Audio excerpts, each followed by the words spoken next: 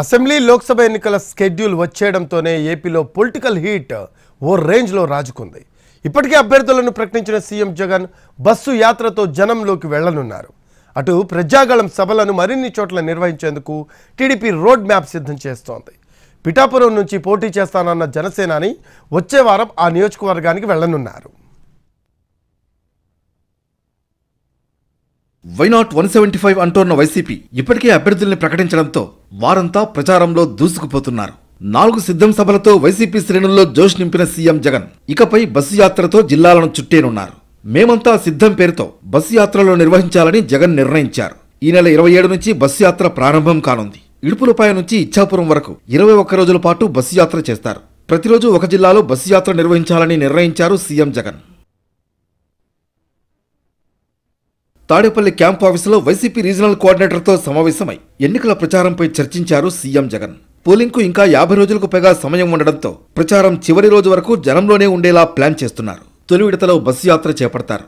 ఆ తర్వాత ఎన్నికల ప్రచార సభలు నిర్వహిస్తారు. ఇడుపులపాయ నుంచి ఇచ్చాపురం వరకు బస్సు యాత్రతో పాటు ప్రతి పార్లమెంట్ సెగ్మెంట్ పరిధిలో ఒక బహిరంగ సభ, స్థానికులతో మాటామంతి కార్యక్రమాలు చేపట్టాలని నిర్ణయించారు.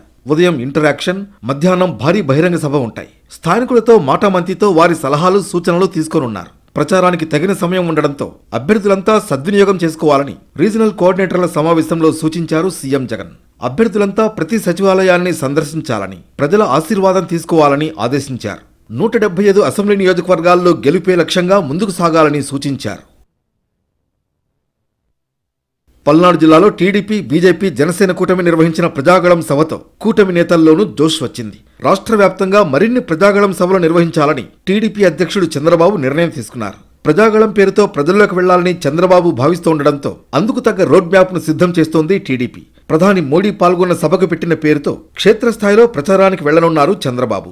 మరోవైపు పొత్తుల్లో భాగంగా టీడీపీ పోటీ చేసే స్థానాల్లో ఇంకా 16 చోట్ల అభ్యర్థుల్ని ప్రకటించాల్సి ఉంది. ఆయా స్థానాల్లో అభ్యర్థుల ఎంపికకు తీవ్ర కసరత్తు చేస్తున్నారు చంద్రబాబు. మరోవైపు ఎంపీ అభ్యర్థులను 1-2 రోజుల్లోనే ప్రకటించే అవకాశం ఉంది.